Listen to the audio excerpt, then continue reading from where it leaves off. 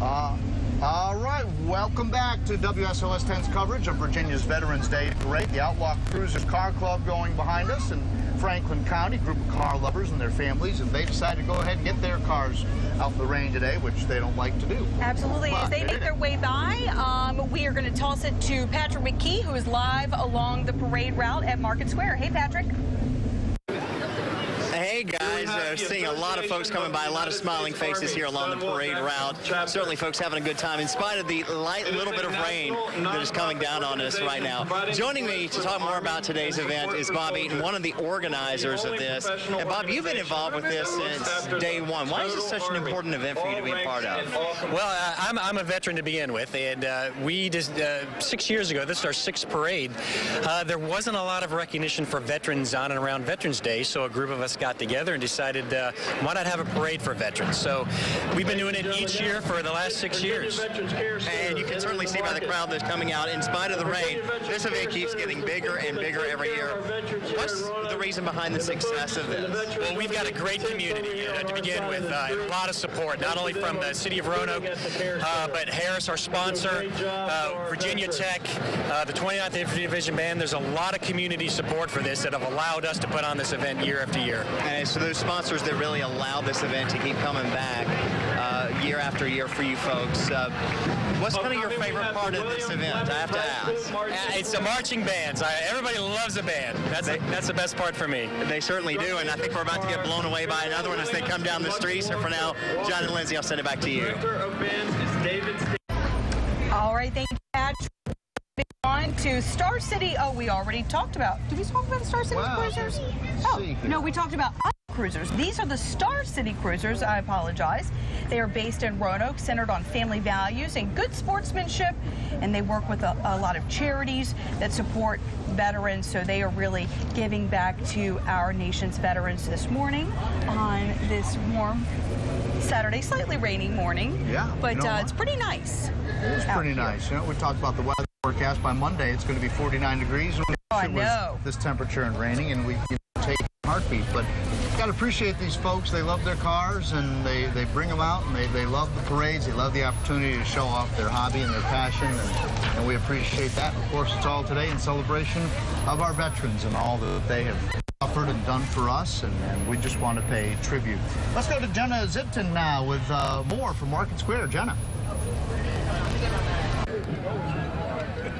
Yeah, I'm joined by Drina and Douglas Case, and you came down because your nephew is in today's parade. Yes, ma'am. He's with the William Byrd ROTC. And they came by a little while ago. What did you think? He always looks awesome. It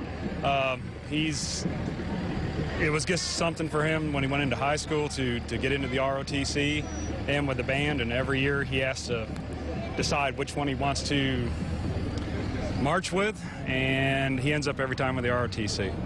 And you are a Navy veteran as well, so thank you for your service. Tell me about your service. Oh, God. Oh, there isn't too much to say. I was stationed out at Newport News and Kings Bay, Georgia. Okay, well, thank you for your service. And you grew up in a military town, so what was that like? It was great. I hung out with the ROTC classroom myself, and I grew up in Vallejo, California, and I've always been connected to the military through most of my young adult life. And so what do events like today mean to you as a veteran? Oh, it's very hard to put to words. Very hard.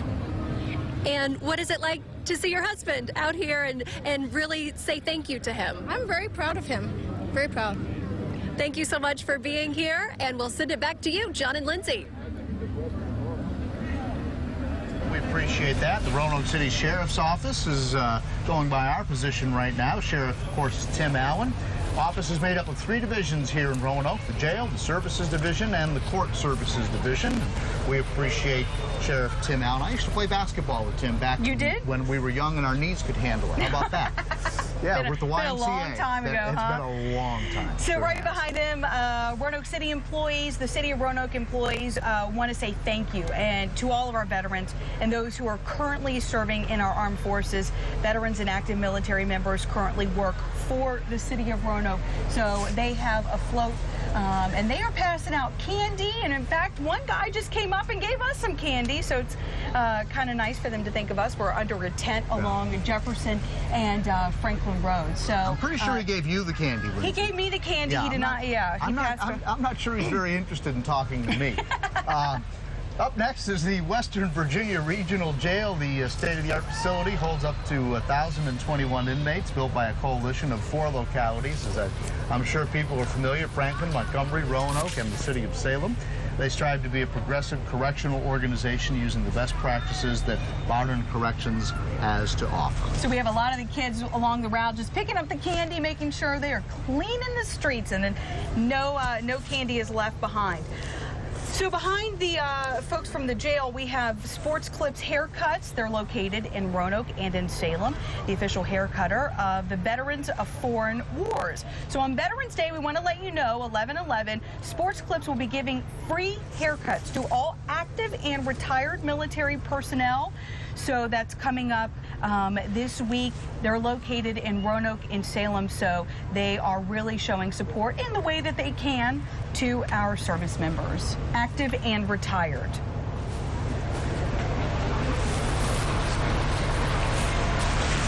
So we have kids walking along the route, holding up a sign that says Sports Clips Haircut. Looks like they're having a little, oh, I see. Their pole wasn't quite long enough for their banner, but you know what? Whatever it takes to get the message out there. They right, are Lindsay? making it. So they're doing a great job. They are walking along the parade route. And behind them is Roanoke Emergency Medical Services, all-volunteer EMS agency, proudly serving the city of Roanoke for 87 years. That's a long time. Established in 1928 as the Roanoke Life-Saving Crew. In fact, this is the first rescue squad in the world. And this squad has been,